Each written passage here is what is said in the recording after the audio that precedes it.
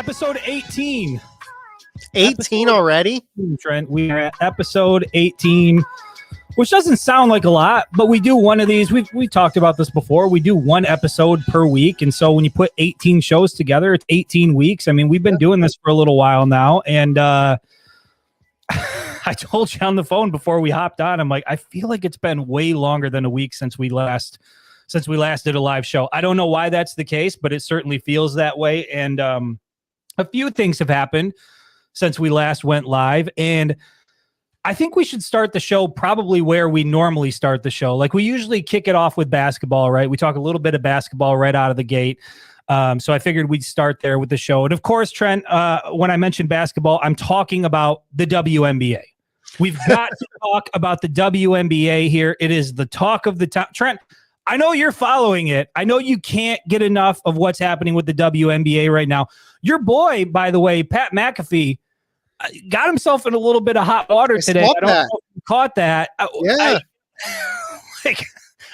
I'm partially joking here when I say we're going to talk about the WNBA because we are not, even though we kind of are. I find the whole thing to be strange. Like I think it's incredible what Caitlin Clark has done for the WNBA, and that people are interested. But to watch to watch all these different networks and all these different personalities have their opinion on this and have their opinion on that and talk passionately about the WNBA when nobody said shit about the WNBA for so long.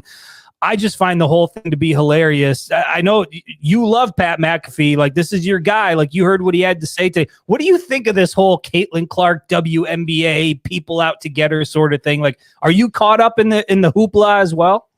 So, ironically, I've never ever got into the WNBA whatsoever. I don't even get into. Come on, Trent. I know basketball. You got an Indiana Fever jersey somewhere in that closet. Dude, I'm gonna get one right over there. Anyway, dude, since Caitlin Clark's going into the league, I've actually tuned into a few games just to see what's happening. Yeah. And dude, I mean, she's a transcendent star. Of course, these media people are going to hop onto the bandwagon of giving their takes and their opinions of, I mean, just like this past game, she got mauled out there. And of course, people are going to give their take on that. She's this new transcendent star of the WNBA and they're getting their love now. Yeah. I just think, it's not even just sports. Like, it's on like news networks. They're like, well, it's because she's white and there's a whole racial thing that's happening here. And then you've got, Dave Portnoy losing his shit with Barstool, and you got Pat McAfee and Stephen A. Smith and everybody chiming in on it. And you're right. I think without Caitlin Clark, like even Angel Reese, like if she was still in the equation, you take Caitlin Clark out of the equation, and I don't think any of these discussions are being had. I don't think anybody's talking about the WNBA. And I'm not trying to shit on the WNBA in any way, but I'm just trying to acknowledge reality here, that it's clear that the attention on that league is due to one player in that league, and this fascination over her and the way that everybody tries to dissect what's exactly happening and how things are transpiring. I just find it to be really interesting. And a lot of people are showing their ass. like again, Pat McAfee, like, I can't believe, I would feel even a little bit strange saying something like that on our podcast that gets like 30 to 40 viewers. You know what I mean? Like being on ESPN and saying what he said. And for anybody who didn't hear it, like, I don't know, just Google Pat McAfee, Caitlin Clark. Like you'll hear the audio pretty quickly. I just find the whole thing to be really interesting and slightly entertaining. And I'll be honest, Trent, like I've seen some highlights. I have not tuned into a WNBA game yet, and I don't envision that we're going to be covering that. Listen, hold on. If you listen to 45 minutes of Buckeye Scoop, you can watch a little bit of WNBA action. That is true. I would rather watch every single game in the WNBA than put myself through that hell again. So maybe that's a good point. Speaking of people showing their ass and getting in a little hot water, like I think I did that a little bit here over the weekend. I seem to ruffle some feathers over the weekend, and I certainly didn't mean to.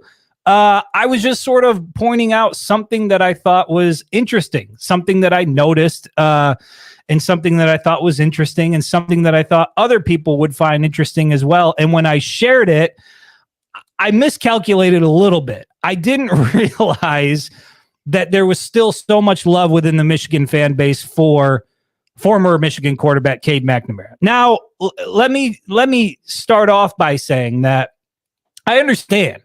I get why people sort of have this affection for the guy, given, what he was as part of the 2021 team that really helped turn the tide and set the stage for all of the success we've seen over the last 3 years.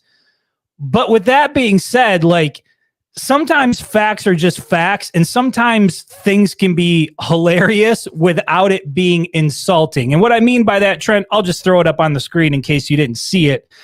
I put this graphic up over the weekend, and it was, Cade McNamara had this quote after he transferred from Michigan. It was going into the 2020. Yeah, Matt Kirby. Yeah, I saw your comment on Facebook. I saw the way you responded.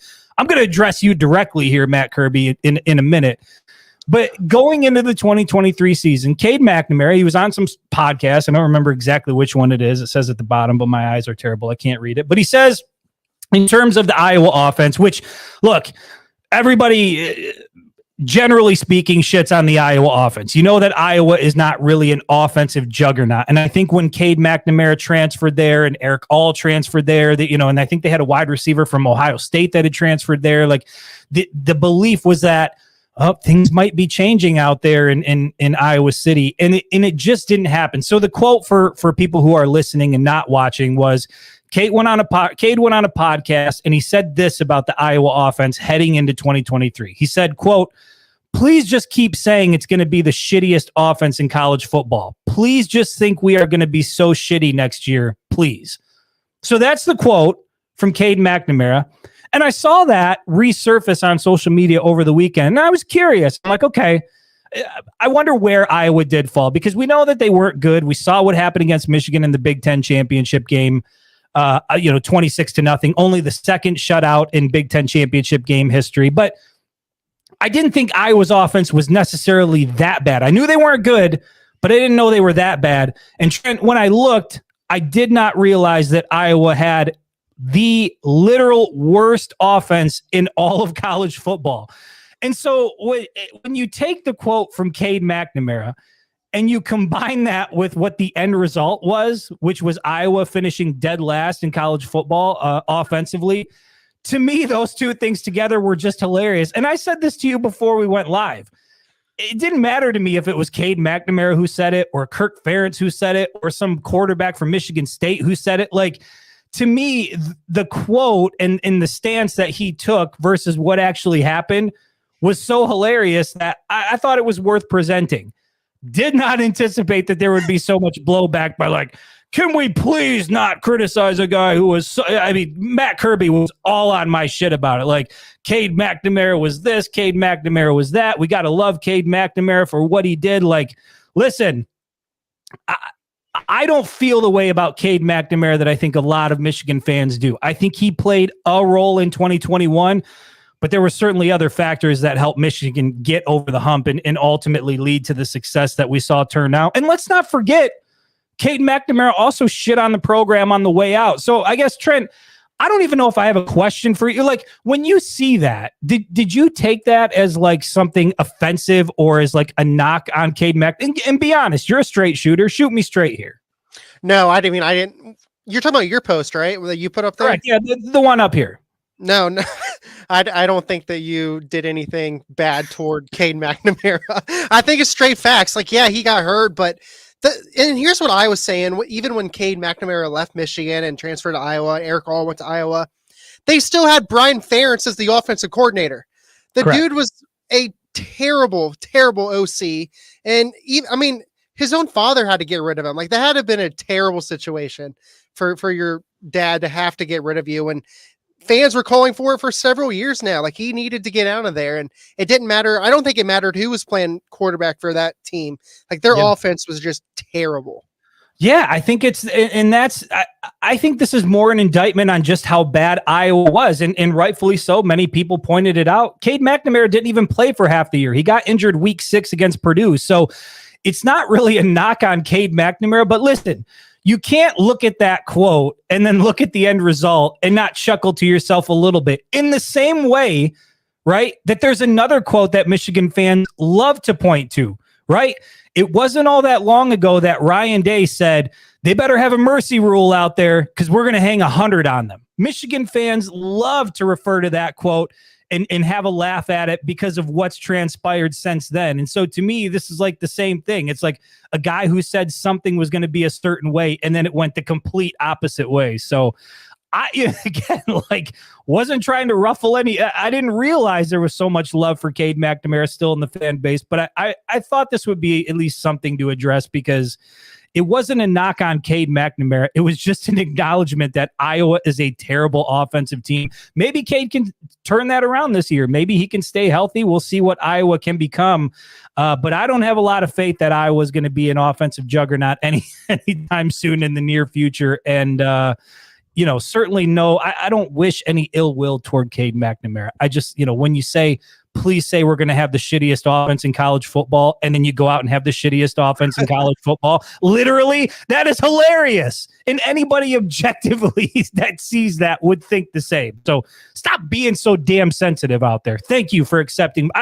Matt Kirby, God damn it, Matt Kirby, that was not an apology. That was not an apology. Was that an apology?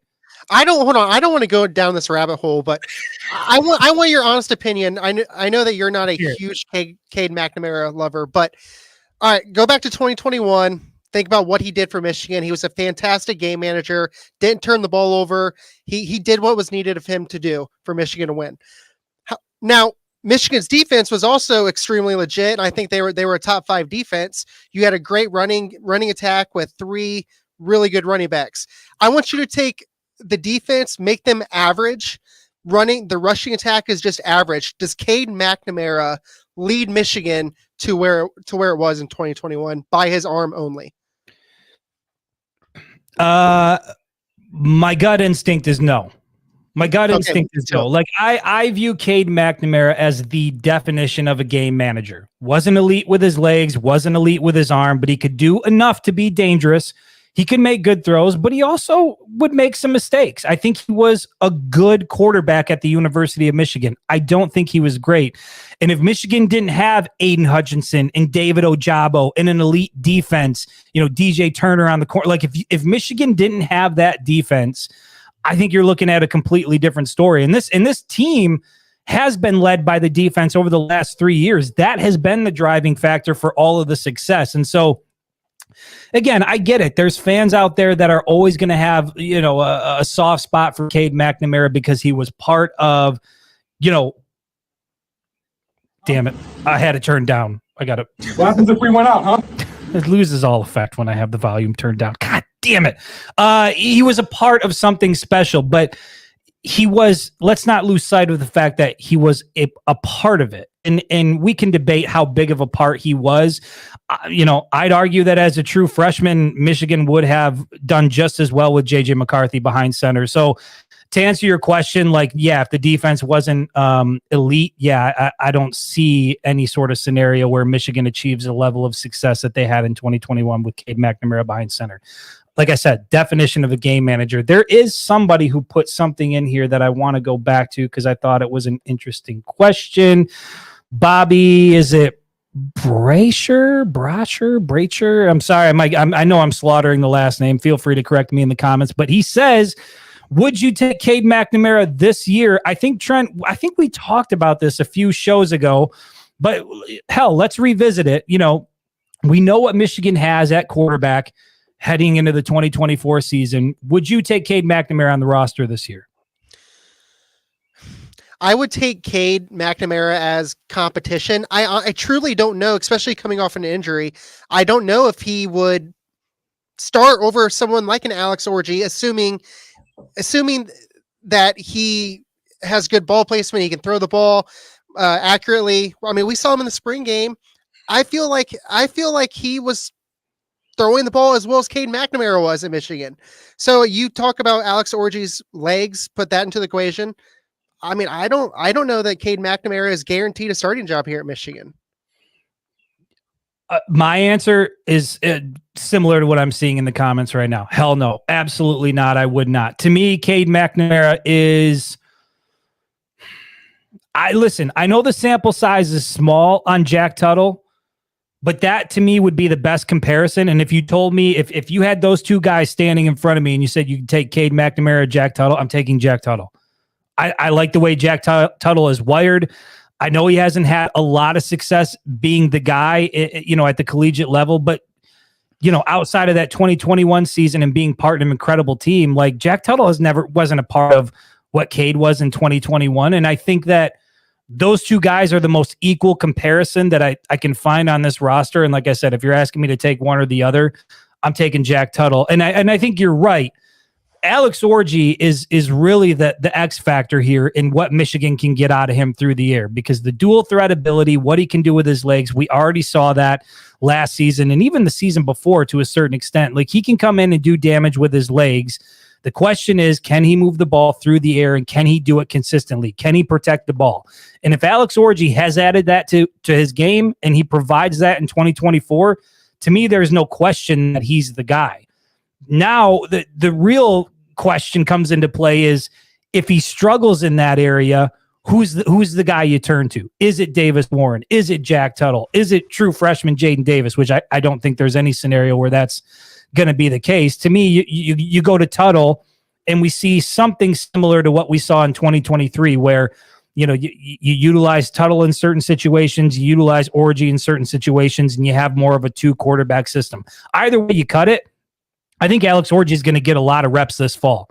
Even if he's not necessarily the most consistent guy through the air, I think he's going to see the field more in 2024 than he did last season. Would you agree that even if it doesn't turn out that way, where Alex is the solidified QB1 and maybe he does struggle through the air a little bit, like, is it already a foregone conclusion that he's going to play a significant role in this offense?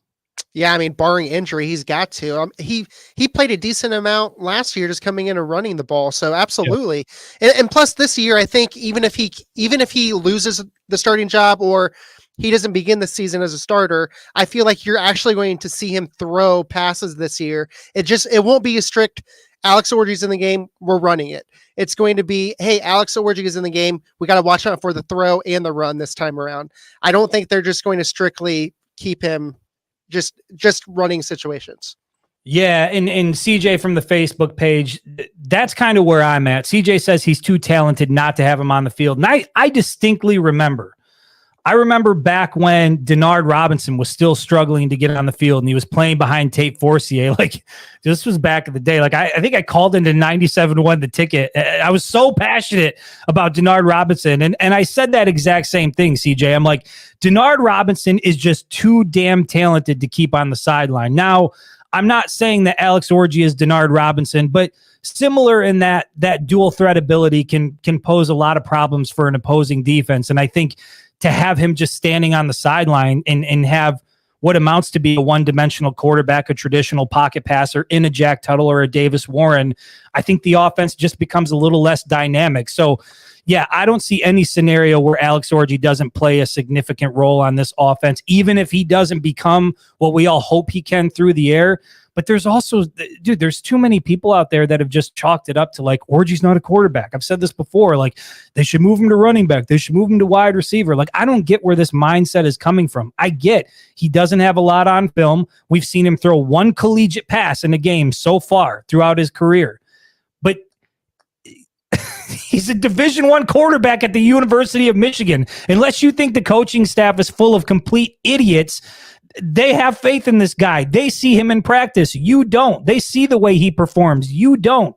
So you got to give this coaching staff the benefit of the doubt, and you certainly got to give Alex Orji the benefit of the doubt. And I'll say this, in addition to what I think he will become, with his arm and with his legs in the 2024 season, a lot of the things over the last couple weeks in terms of how he's approaching leadership and his mindset going into the season, I think he has stepped into that leadership role, that JJ McCarthy type leadership role that a team needs. He said recently, he was at Will Johnson's youth football camp in Detroit, and he said something to the effect of like, look, I didn't commit to the University of Michigan to be a starter. Like, obviously he wants that to happen, but He said, I don't care if I'm second string, third string, fourth string, eighth string. My job is to figure out how I can be the most effective on this team, be the best guy I can be, the best leader I can be, whether it's on the field, in the weight room, in the cafeteria. I think Alex Orji has grown a lot over the last year. Obviously, being able to learn from a guy like JJ McCarthy was critical. I think he's taken on a lot of those same traits, and I'm excited for what he's going to bring to the table. But again, only time will tell. But I think we just need to pump the brakes on just deciding that Alex Orji is not capable of being QB1 at the University of Michigan. And there's a reason why he's in the spot he's in, is because the people who see him the most believe in him the most. So trust in those guys. That conversation took a weird turn given the fact that we started out with Cade McNamara. Anything else you want to add to the quarterback talk, whether it's Cade, whether it's Alex Orji, anything else you want to add to that before we transition off? So I guess the only thing that concerns me with Jack Tuttle is, he's going into his 7th year of football. But I mean, he couldn't hang on to a starting job in Indiana. And granted, Indiana's not Michigan. He wasn't surrounded with the talent that he's going to be at here at Michigan. We even seen a sample size of Tuttle last year. He looked pretty good in a couple drives he had. But still, isn't that a little concerning that he couldn't hang on to a starting gig at IU? Yes, it is. It is. But I also think, we're different football programs, right? Like Indiana is not the University of Michigan, and Jack Tuttle had the opportunity to be around a Jim Harbaugh and a championship culture and watch JJ McCarthy and just be a part of that. And I think when you're a part of something special, you can't help but get better. And I think Jack Tuttle got better as a result of his time with Michigan.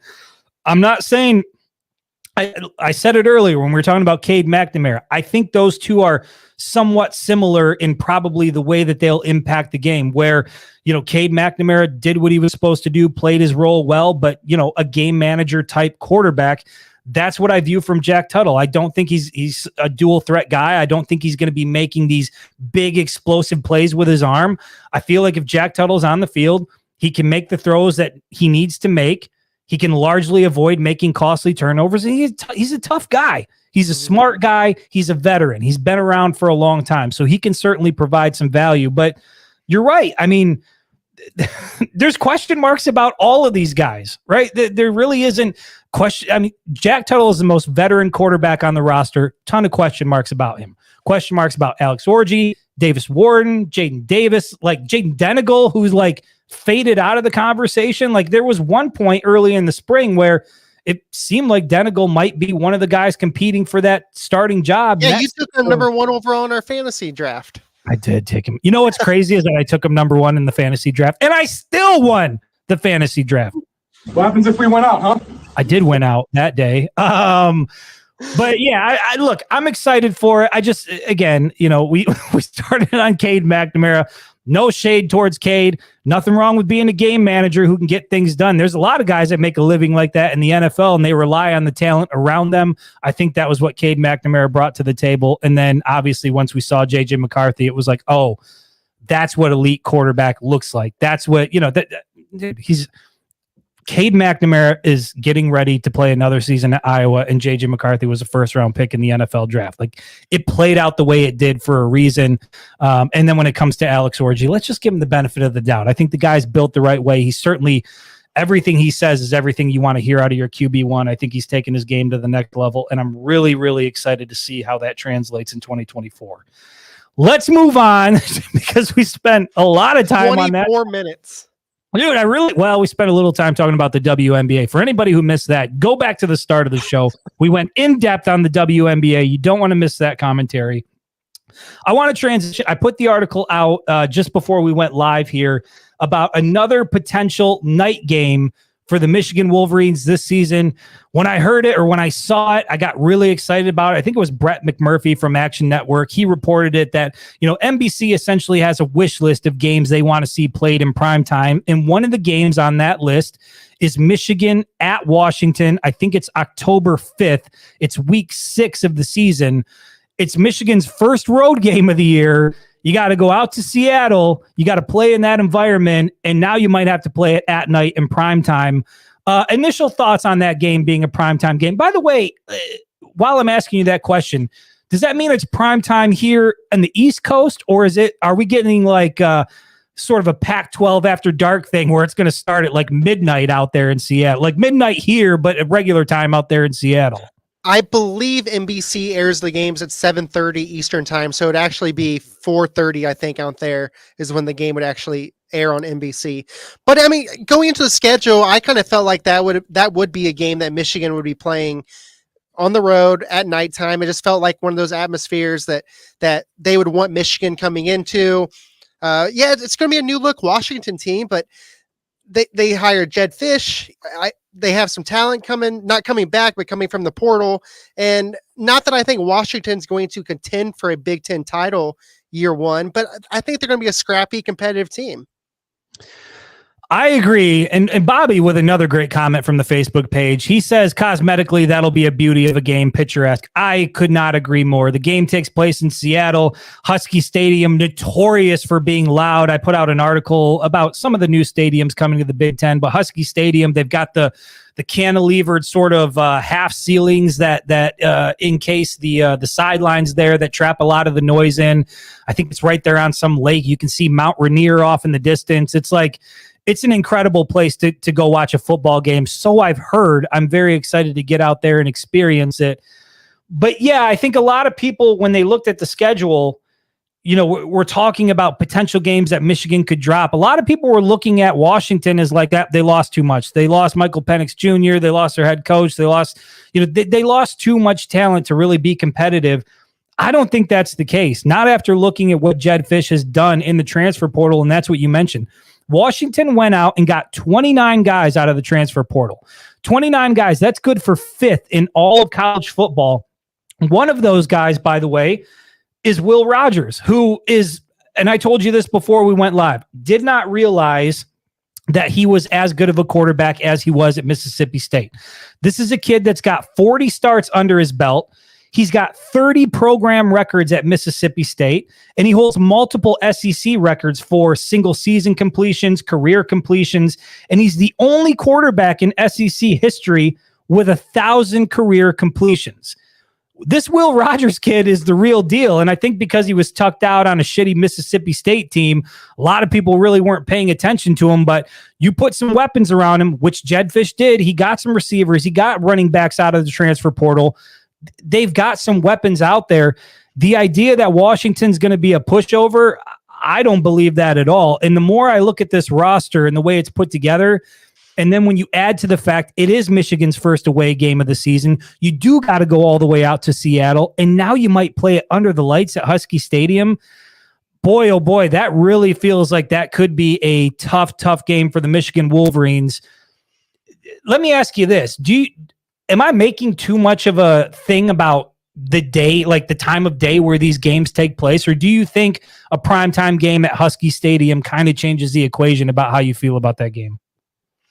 I definitely feel like that atmosphere does play a big factor. Just like Penn State. You go to a whiteout at Penn State, and it's a noon game. It's still a whiteout, but it's not the same effect that it has at prime time, 7:30, 8 o'clock. It's two entirely different atmospheres. And I kind of feel like it's more than likely the same way at Washington. It's probably a tough place to play no matter what, but at nighttime, it just escalates that.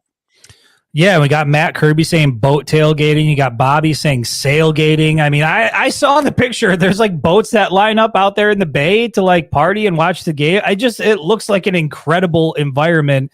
But yeah, I think to your point, it's just college football is different under the lights. Sports, any football game is different under the lights. There just seems to be a new energy, a different type of energy. And then again, it's already one of the toughest places to play in college football. And you don't think a national championship, I get the teams are different, but this is a rematch between the two national championship teams.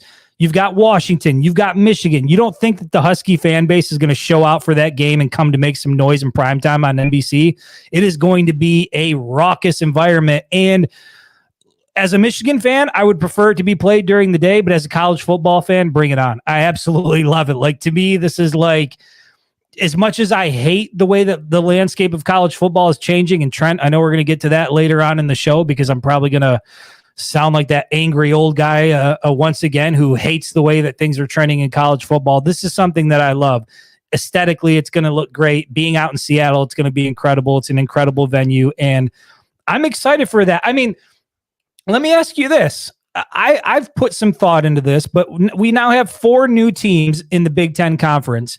Have you thought about, like, in your mind, what are the venues you're like, I got to get to those? Because you haven't been to any of them, right? You haven't been out to the Rose Bowl. You haven't been out to the Coliseum. You haven't been out to Husky Stadium, Autzen Stadium with Oregon. Like, if you had to rank those in terms of, like, here's my top 4, what does that list look like? So, like, the Rose Bowl, I feel like that's a little different of a setting when UCLA has a home game compared to Bingo. the Rose Bowl. Bingo. For me, it's probably Oregon, USC, Washington, UCLA. Interesting. So the Rose Bowl being at the bottom of the list, but you know what? I thought about that too, because initially I had the Rose Bowl. I'm like, you got to go to the Rose Bowl. But to me, it's like, it's not the Rose Bowl when it's a UCLA home game. Like, it's the Rose Bowl when it's the Rose Bowl. Like, yep. So there's definitely a different feeling there. So I agree with you. I would actually put the Rose Bowl at the bottom of the list. I would go Autzen Stadium with Oregon number 1. I'd put Husky Stadium number 2, and then the Coliseum number 3. A lot of history at the Coliseum. I mean, they did the Summer Olympic Games back there in the day. The Super Bowl was played there. They've done some pretty incredible things at that venue. So I think it would be nice to see that. But there's just something about going to see Oregon on the road at Autzen that I think would be incredible.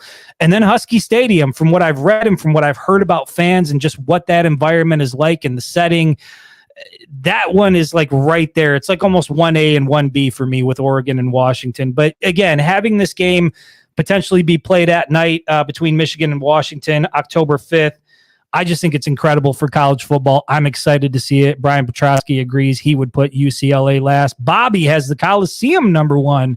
Interesting. Didn't think I would see that. Coliseum number 1, Autzen number 2. Are we going to get, for that Washington-Michigan game, if it's a night game, are we going to get all purple and all maize? Oh, my goodness. Under the lights? It'd just be beautiful, wouldn't it? There's a lot of people that hate the all maize, though. So it'd be a color rush game, essentially, right? Yeah. I think that would be a fine game to do it. I mean, I go, do you want to see traditional uniforms? Would you like to see a color rush? Those 2 colors, the purple and the maize, that would be a really nice combination to see. Yeah. Do you know what, Trent? Let's do it. Let's start advocating for the color rush out there in Washington under the lights. It makes too much damn sense. Anything else you want to touch on about the under the lights game potentially on NBC before we move to the next topic here? The only thing I want to say, talking about Will Rogers a little bit, nothing against him. I think he is a very good quarterback and he's experienced. I think he's going to bring a lot of knowledge to the Washington offense. The only thing I want to say is he comes from that Mike Leach school of offense that produces a ton of yards for the quarterback. I mean, look at those Texas Tech teams years ago when Leach was coaching them. It didn't matter who was playing quarterback. They all put up these absurd numbers throwing the football. The air raid, the 5 receivers, it's where Rodgers is coming from. So, and I do think Jed Fish kind of has a similar offense like he ran in Arizona. So I don't think you're going to see too big of a drop off, but that's the only thing I want to say about Rodgers. Yeah, I think those are all good points. I would just say to anybody out there who thinks Washington's just going to be this trash team that Michigan's going to walk all over, I don't know that that's going to be the case. And then when you factor in all these other things, first road game, you're going all the way out to Seattle and you're playing in a really tough environment. And then they've supplemented the roster by adding 29 transfer guys. Who knows how that's all going to play out? And we'll see what Washington looks like leading up to that. We'll have a number of weeks before that game to be able to gauge whether or not, that's going to be a real problem for Michigan. But as of now, looking at it now, yeah, I don't think that's going to be, the Huskies are not going to be as much of a pushover as a lot of people think. And either way, I'm excited for the potential of that game being played in primetime. Let's move on to another topic that really has been highly debated over the last several days here. And we talked about it on the last show. But when we talked about it on the last show, Trent, we hadn't heard really much from Will Johnson on this topic. But then again, Will Johnson had his youth football camp in Detroit. I think it was Thursday of last week. And he was talking with members of the media about the potential of playing offense. And this was something that we started to hear a little bit about it in the spring, and there were rumblings. And then Samaj Morgan, had said that, Will Johnson was part of the group that was back there returning kicks and returning punts. And now, there's smoke that Will Johnson could be playing offense. And that is enough to give a lot of people damn near a heart attack out there in the Michigan fan base. So I want to talk with you a little bit about that more in depth. Before we do that, let me just give you the quote from Will Johnson, what he said about the potential of him playing offense. And I quote, he said, Coach Campbell, who's the offensive coordinator / quarterbacks coach, he says, Coach Campbell always says something to me about it. Coach Moore, he's a little less fond of it just because he wants to make sure that I'm out there on defense. All the offensive guys love it, and they want me to do it. They know what I can do, so hopefully I'm able to do it a bit. So, Trent, what I get from that is offensive coordinator likes the idea. All the guys on the team like the idea. Sharon Moore is not a huge fan. So the decision maker is not for it. If he's not a huge fan, we know where that's going to go. But when you hear Will Johnson say that, and when you take into account, what it could potentially mean offensively and defensively, because, Sharon Moore has a valid point. You want to keep him fresh for defense. He is a key part. He's the linchpin of that Michigan defense. Overall thoughts on the potential of him playing offense. So I think where I stood at to begin with. I'm like, no, I don't like it. I don't like him returning kicks, returning punts. He's the number one defensive player on Michigan. Keep him there for the defense. One of the big things for me is I wasn't super familiar with the recruitment of Will Johnson. I knew that he was a two-way player in high school.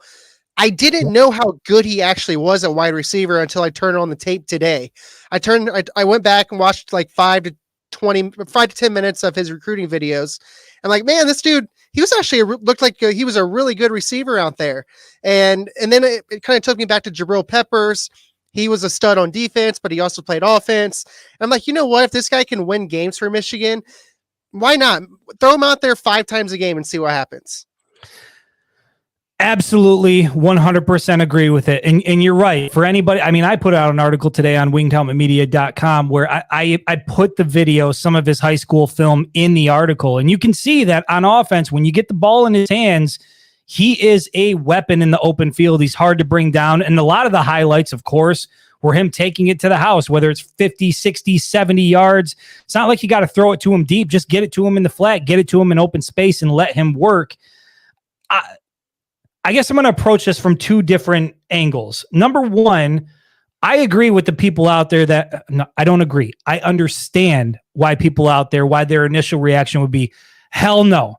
I don't want this guy anywhere near the offensive side of the ball. He's far too important to the defense. And as I pointed out in the article, it wasn't all that long ago that Michigan fans saw a situation with Ronnie Bell, who was Michigan's star wide receiver. In week 1, went down with a ACL issue. I think it was against Western Michigan, playing special teams. And a lot of people after that game, Ronnie Bell ended up missing the season.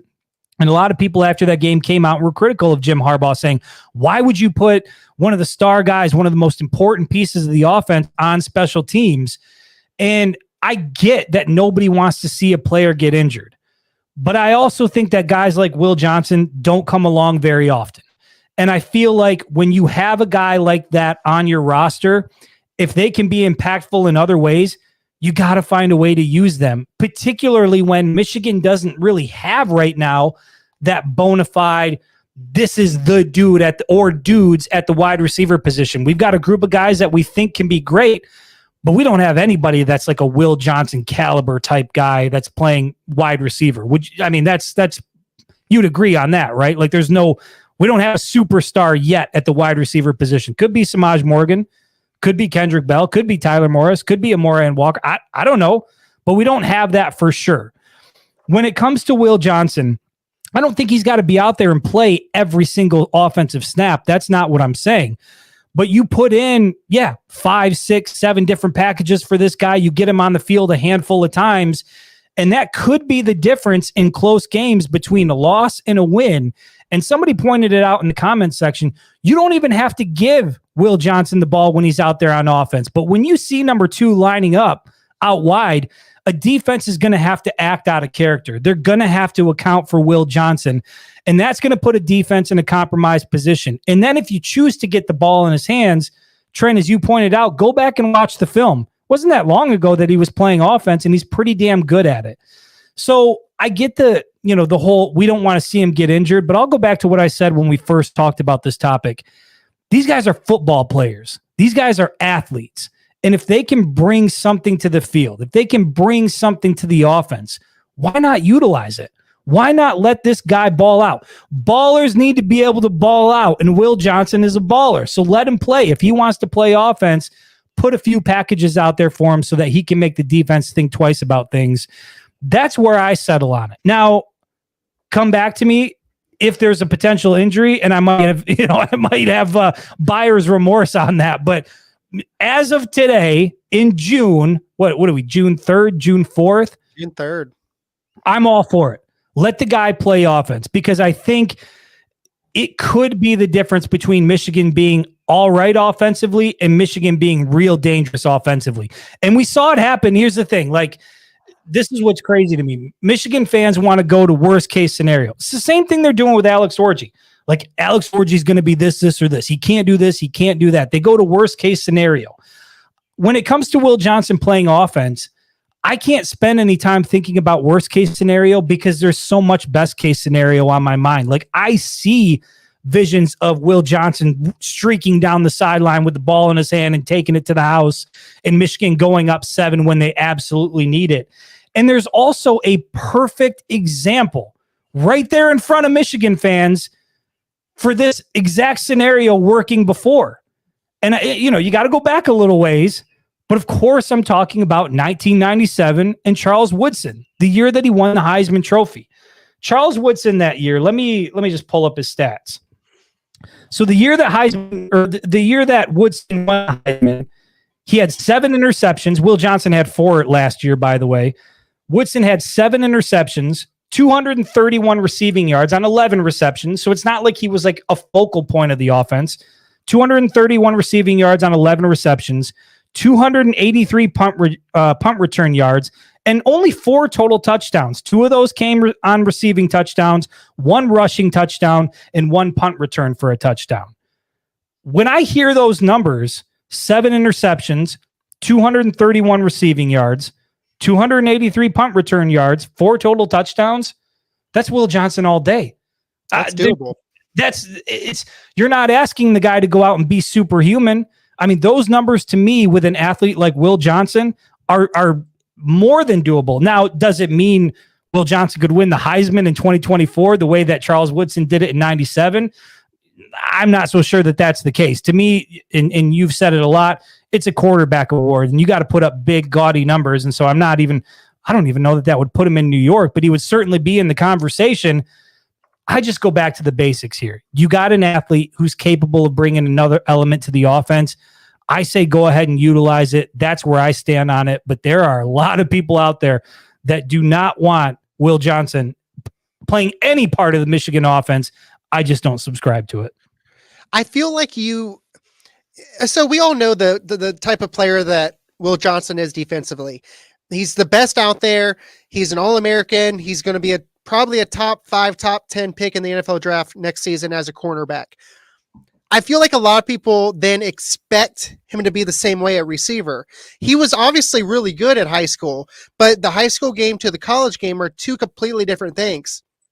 So what I'm trying to say is do we know for sure that Will Johnson's better than Samaj Morgan, Frederick Moore, Kendrick Bell? Do we know that he's going to provide a bigger upside than those guys, or you have to put him in offensively?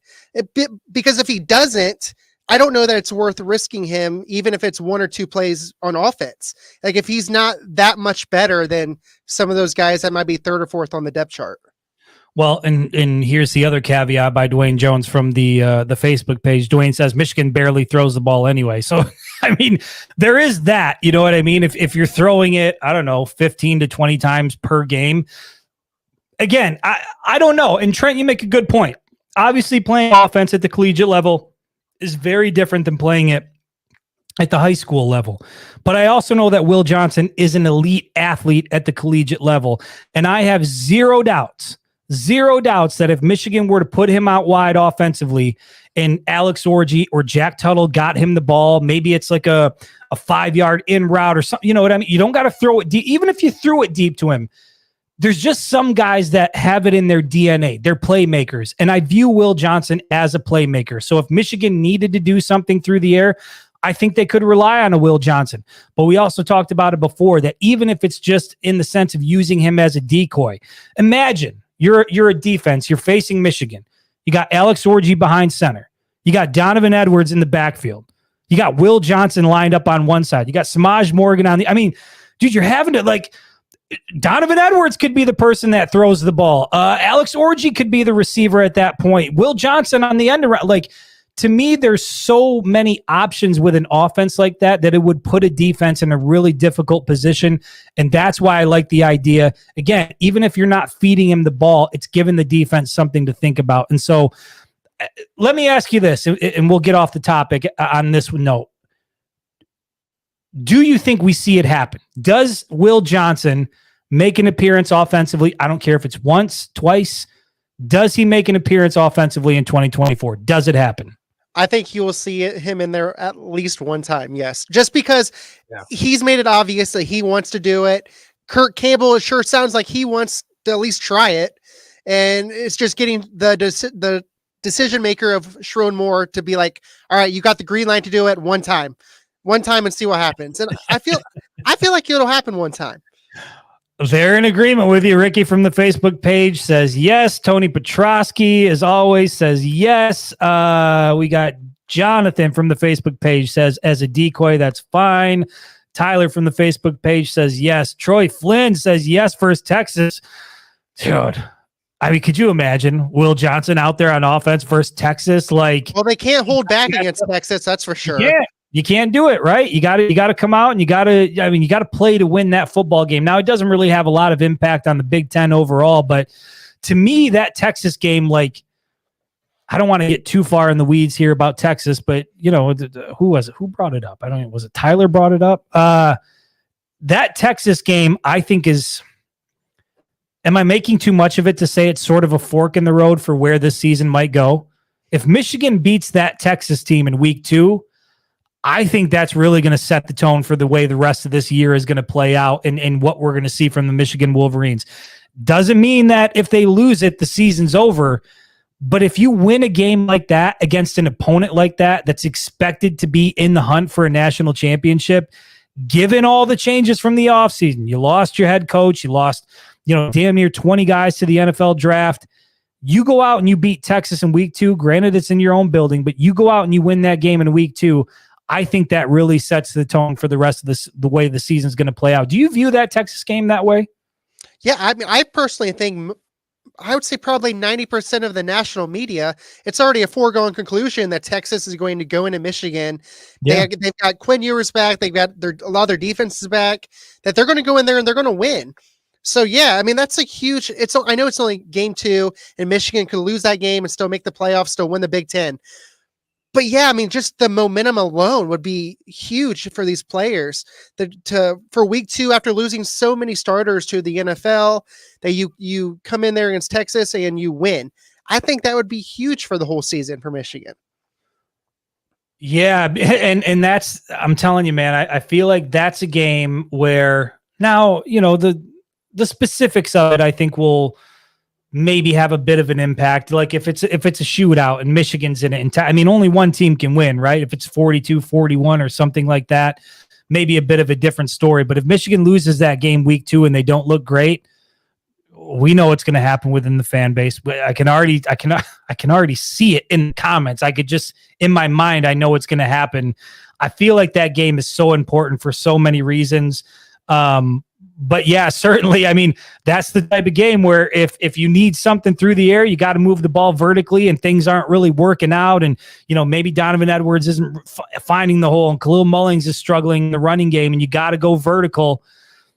throw Will Johnson out there and throw it 40 yards down the field and see if he can make a play on the ball. He's proven he's pretty damn good at making a play on the ball. I would imagine he can do it offensively just as good as he can do it defensively. So that's where I stand on that. Let's transition from that topic to, maybe we should have went to this topic after we talked about Kade McNamara, since we spent so much time on quarterbacks. But Bryce Underwood had some interesting comments. I think it happened over the weekend or heading into the weekend. Bryce Underwood, obviously, he's a 5-star recruit out of the state of Michigan, Belleville, I believe, Belleville High School. He was at some sort of On3 event within the last several days, and he was doing an interview, and he was asked specifically about why he chose LSU over the University of Michigan. And I thought his response was interesting. He cited quarterback development was like the driving factor in why he made his decision. And then he was like, and then I looked at history and looked at quarterbacks that have been developed at the University of Michigan, and he sat there silent, as if to say he didn't have any example of any quarterbacks that had been developed at the University of Michigan. Never mind the fact that J.J. McCarthy just went in the first round, but whatever. To not even mention JJ, like, come on now. But in any event, he says, Bryce Underwood says he goes to LSU because of quarterback development. Do you take him at his word? Like, do you think that's what brought him to LSU? Because we have some of the names in front of us, but I want to get your opinion first. Do you think that's why he chose LSU over Michigan, because they just developed quarterbacks better at LSU? Well, I mean, bluntly, I think it was mostly money, but I feel like when you look at the system, if he wants to go out there and win the Heisman, Jaden Daniels just got done doing that. I feel like, yeah, LSU probably makes more sense in that situation than Michigan, but I don't think it has anything to do with the quarterback development under Brian Kelly. I think it's more so, hey, here's what I got for coming to LSU that Michigan wasn't going to give me. Plus, I've got a chance for all these accolades, for the stats, this and that. That's a really good point, and I think that that's an important point, Trent, because I think if any quarterback, if you're a highly rated quarterback and you're looking at the University of Michigan and you choose to go elsewhere and you come out and say, like, look, the system just isn't for me. Like, as a quarterback, I want to produce more at the collegiate level. That I can buy into. But the idea that LSU develops quarterbacks better than the University of Michigan, or what I think is a better question is, does Brian Kelly have a track record of developing good quarterbacks? And Trent, we were talking about this before we went live. I'm just going to go through the list of quarterbacks that Brian Kelly has developed.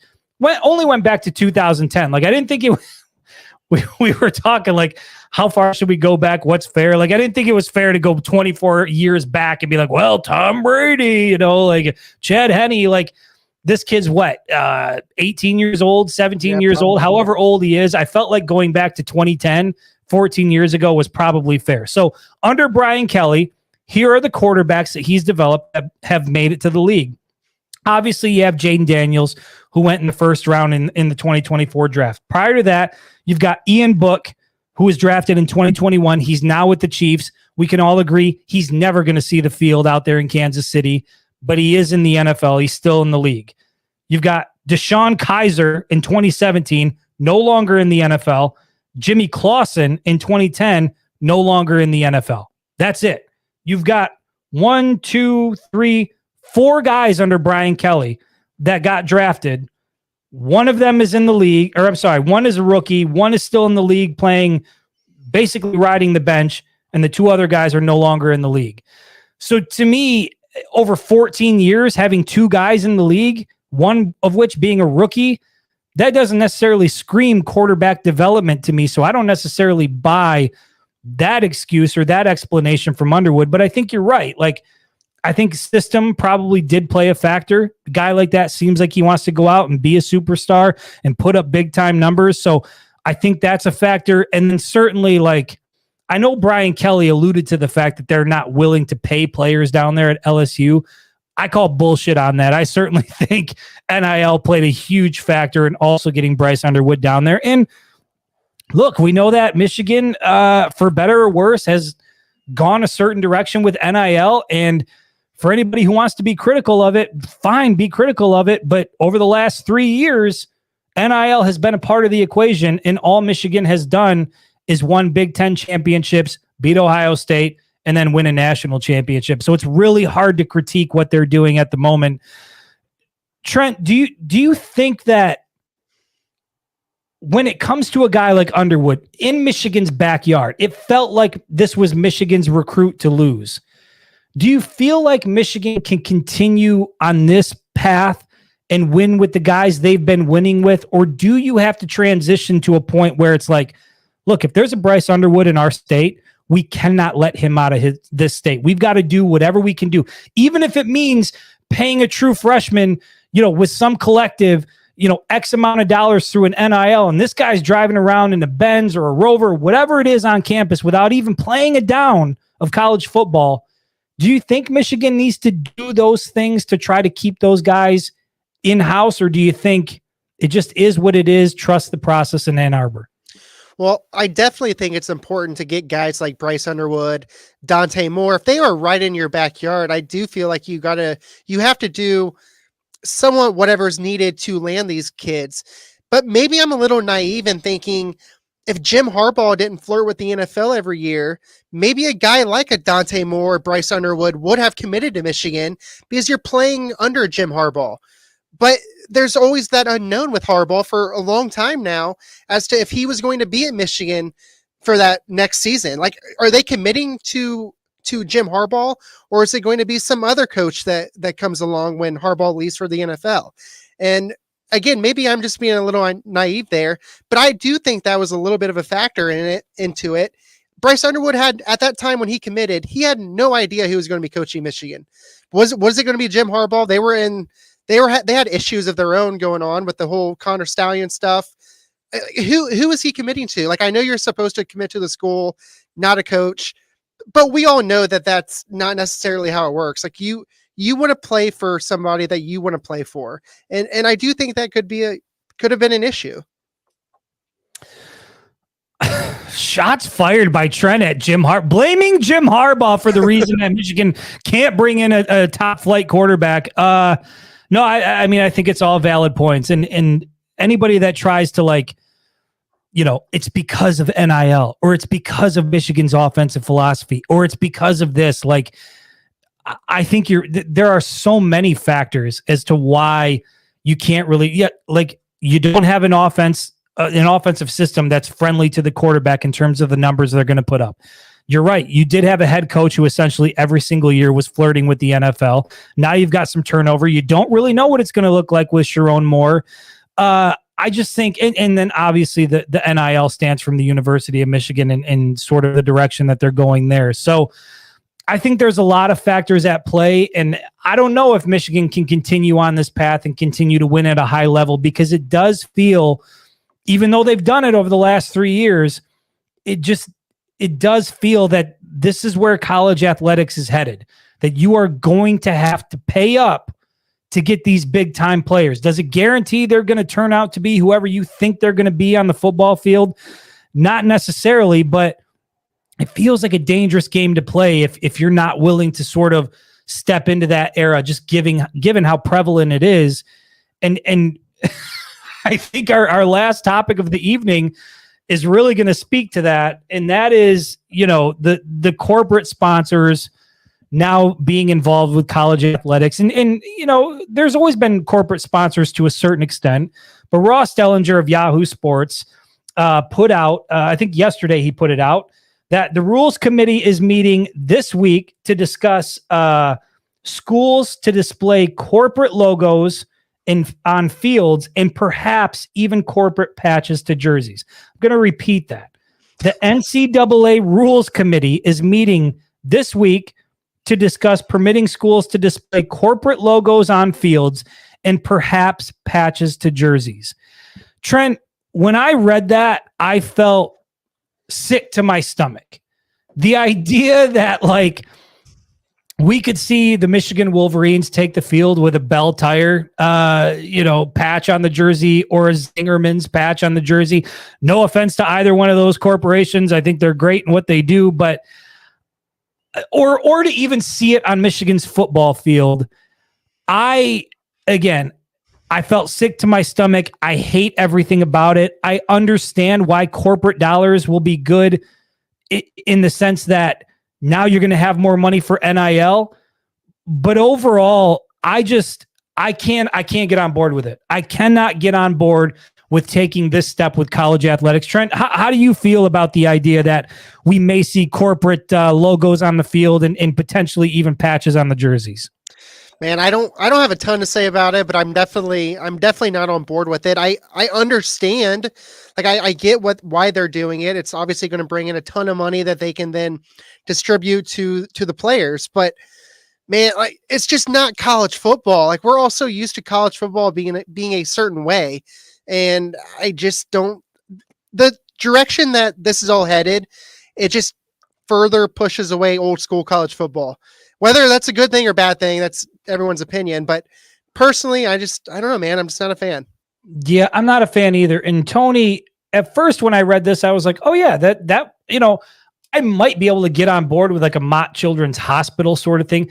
I don't know. Did they do that for spring games back in the day? I can't really remember, but I might be able to get on board with that. But isn't that completely against what it is they're trying to achieve by having these patches? Like you don't want a hospital paying the University of Michigan to be able to have a patch on the jersey, right? Like these are corporations who are paying for that right and using it to funnel NIL dollars down to the players. And so chip in. Yeah, let's just put the winged helmet logo on the jersey. I would be totally fine with doing that if I had the money to do it. That might be the only logo I would be okay with seeing on the jersey if I could get that on there. But overall, I feel like with each passing week and each passing month, I just become more and more turned off by where college athletics is headed. And we were talking about this before we went live, and I was telling you about how easy it used to be. For anybody who's been following the winged helmet for a long time. I mean, I had a ton of players on the podcast. I think I had over 30 players make an appearance on the podcast. We had Blake Corum on the podcast multiple times. JJ McCarthy was on the podcast. David Ojabo was on the podcast. Chris Jenkins, AJ Henning, Roman Wilson was on the podcast. I mean, you go down the line. We had big time players. Mike Morris was on the podcast. Big time players making an appearance on the show. And as this thing has like transitioned further and further into NIL and collectives and players having representation, like these guys are just so much more inaccessible. And selfishly, I hate that. But overall, I hate it for what it means for the fans. Like there used to be a time not too long ago where Michigan fans could go to Michigan Stadium, meet all of the players, get autographs. I think they called it Fan Day. I can't remember exactly what it was. And this was just a cool event for families and parents and kids to come out to and take part in. Now, if you want to do that, be prepared to pay $125 per ticket and limit one autograph per person. Like that's where we're at now with college athletics. Now you have corporate sponsorships wanting to come in, putting corporate sponsors on the field, potentially putting patches on the jerseys. I've said it before, Trent, and you're in alignment with it. I know we both are like, we're totally fine with players getting paid NIL and being able to earn a piece of the pie. But I also think something has to be done. I saw a video with the Coastal Carolina baseball coach the other day. Don't know what his name is. I would never have a reason to listen to the Coastal Carolina baseball coach, but they just lost, I think, their tournament game. He's on his way out. He's retiring. We heard the same thing from Nick Saban. He went off about NIL, even at the baseball level, how it's just now about what are you offering? What are you going to pay? And I think in a lot of ways, what we wanted to happen, you've now had all these other groups come in and say, how can we earn a piece of the pie? Corporations now want to know, how can we earn a piece of what now the new landscape of college football is? And overall, I think that there's some elements to the product that I like. I do like college football expansion. I'm fine with it staying at 12 teams. I don't think it needs to go any further. And I do like the idea that players can now make money, especially, you're talking about like jersey sales and things like that. Like I think players should get a part of that. But I don't like the idea of a recruit going to an On3 event, holding up a bunch of hats and saying, I'm really looking to get a partnership with Lamborghini. Like, what the hell are we doing? Like, this guy hasn't even played a single down of college football, and he's probably going to commit to Texas, and he's probably going to get a Lamborghini because of it. To me, that's not what NIL was supposed to be about. And I hate to be that old guy that's ranting about, I can't stand college athletics these days. And I'm not trying to like pocket watch and take away from what the opportunity is for these players. But don't tell me that's what NIL was designed to do.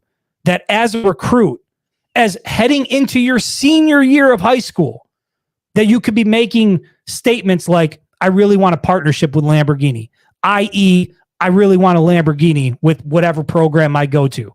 That's not what this was supposed to be. And the further down that rabbit hole we go, the more and more turned off I am from college sports. And that really is a bummer to me because I live and die by what happens in the fall on Saturdays. I love college football. I love college athletics. This to me is really turning me off from college athletics as a whole. Trent, anything you want to say or add to that topic? I feel like the biggest problem here, just like the NCAA, they're looking at these corporate sponsors, or like they're looking into how they can bring in more money, but nobody's trying to stop any of the illegal stuff from happening. Just like, again, the NIL was not supposed to be pay for play. Like I get that that's becoming a thing now, but when it started, that's not how it was meant to be. Michigan was doing it the right way. You get on campus, you earn your way of getting that money. It wasn't supposed to be, hey, here's $10 million, come play for my school. Like, that's not how it was supposed to be. And the bottom line is nobody's enforcing the rules. Like, it's a free for all for all the schools, for the high school recruits. They basically can say whatever they want to get what they want. And again, there's just nobody stopping it from happening. We need some entity to take over and be an enforcer of the rules. The NCAA? Yeah. Are we just about to have like a full circle moment where now we're advocating for the NCAA to come in and stop this madness from happening? Please prevent players from getting paid. It's out of control. Who the hell knows, man, with where we're headed? I don't think there's any going back at this point. Like, it's always going to be a part of the college game. And CJ, I put your question up from Facebook because I think it's a fair question. CJ says, but is it changing the product that we see every Saturday? To an extent, yes. To an extent, I think it is, because I think, and players have always sat out for bowl games and have made business decisions, but I think you're starting to see that more now at the collegiate level than before.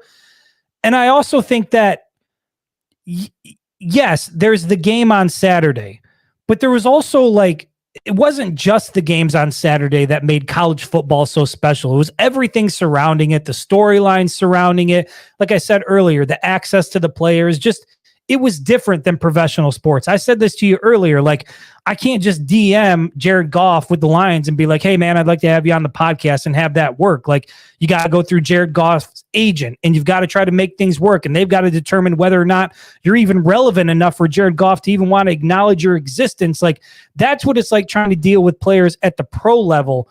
At the collegiate level, it wasn't like that. And it's becoming that. So is the product changing? I would say on Saturdays, not so much yet, but we are seeing, dude, look at the conferences. Look at what the Big Ten conference looks like now compared to what it looked like 10 years ago.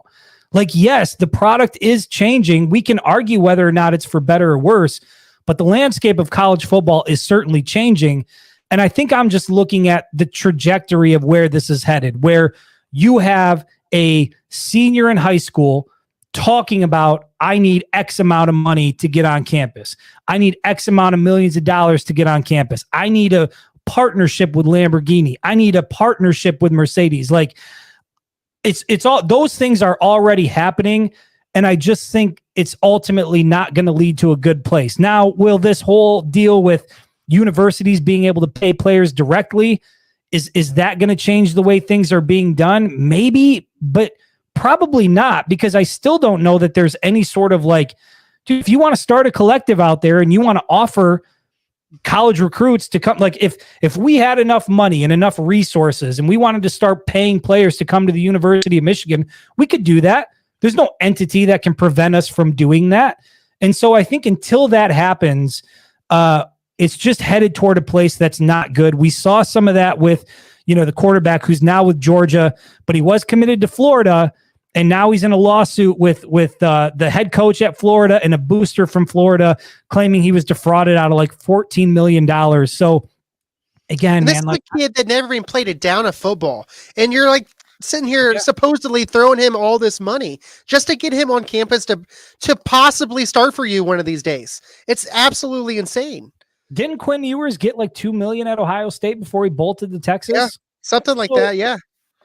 So again, like, it's weird, man, because I have nothing but respect for these players. And when you think about like what Chris Webber went through in the Fab Five and how they were like prevented from being able to earn a living based on what they were producing for the universities monetarily, like all that stuff, like you can't help but have a sour taste in your mouth. Like those guys deserved a piece of the pie. But what this whole NIL thing has become and what it's evolving into, and now you have corporations wanting to come into the picture and wanting to have a patch on the jersey and have a spot on the field. Like the more we go in that direction, the more the product on Saturday is going to change. And the more, to me, it's not, I don't want to be that guy that says, what happened to the game I used to love, but that's where it's at. Like it's starting to feel different. Am I going to tune in? Absolutely. Am I going to watch every single Michigan football game? No doubt about it. But it has a different feeling. And I really feel like the money and the corporations and all the bullshit that we've seen come into play ever since NIL became a thing is now really starting to impact at least how I'm able to enjoy the college football game. That's where I'm at. Yeah. I mean, I can't really add too much of what you said. I'm only 30 years old, but like I'm old school. This just, I don't know, man. Like I know we have to embrace it because it's the new landscape of college football. If you're not going to embrace it, like it's only going to get worse from here probably. So either you're just going to hate college football for the rest of your life, or you're going to stop watching it. So like I'm going to embrace it. I'm going to not enjoy it, the changing, but I'm going to embrace it, and just hopefully eventually somebody can come in and just enforce how everybody wants it to be, and just don't let this whole free for all thing continue to happen, because that even makes it worse for the sport. Everybody's going to have haters. Oh, whoops. I don't know why. That actually worked really well. Thank you, Sharon Moore. CJ Frazier. Oh my God. CJ, I love you, right? Have you seen our government? I'm not going to go political here, but CJ says the government will get involved eventually because the NCAA will continue to do nothing. Have you seen our government at work? I'm not so sure we want them playing a part in what's happening with college athletics either. So we need to just leave it at that. I don't know who the savior is. Is it The Rock? Maybe The Rock can come in and help get college athletics under control. I don't know what the answer is. I don't know what the solution is, but damn it, I do know that I don't like where it's headed. CJ says the government. Maybe it's you and I. Maybe we can do it. Maybe we can do it. Maybe we should just come up with a plan and present it to somebody and see if we can fix college athletics. But yeah, I don't know, man. We'll I guess we'll just see how it plays out. But damn it, dude, a senior in high school asking for a Lamborghini. What the hell are we doing, Trent? And again, it's only going to get worse from here, man. That's the problem. It is. But you know what's not going to get worse from here? Hopefully, our show. We'll be back next week on Monday with hopefully more topics. Appreciate, as always, everybody joining in the comments section. And we'll see you Monday, 7 p.m. Appreciate you, Trent. 6 p.m. Oh, 6 p.m.